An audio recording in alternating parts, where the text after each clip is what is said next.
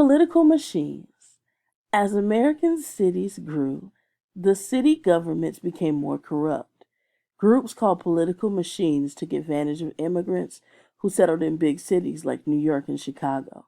The political machines were mostly run by the Democratic Party.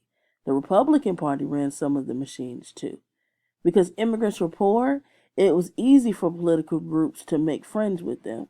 The political machines helped immigrants find jobs. If someone was sick and could not work, the machine gave the person's family food and money. They gave people turkeys and baskets of food on holidays. The machine leaders or bosses even paid for funerals. What did the political machines get in return?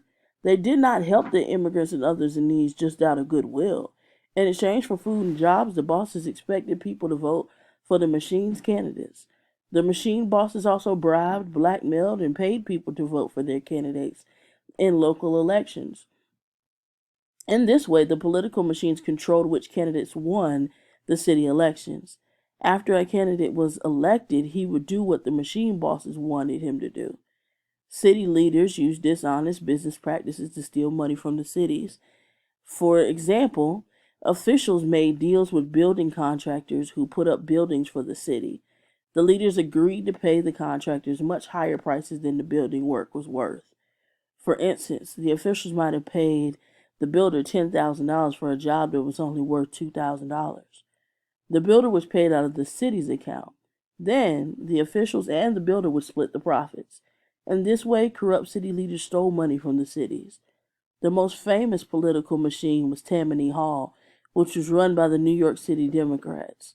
William Boss Tweed was Tammany Hall's most famous leader.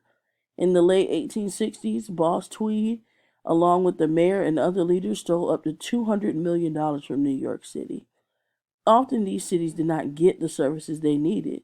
The city leaders were more interested in staying in power than in helping the people. As a result, large cities were dirty and unsafe.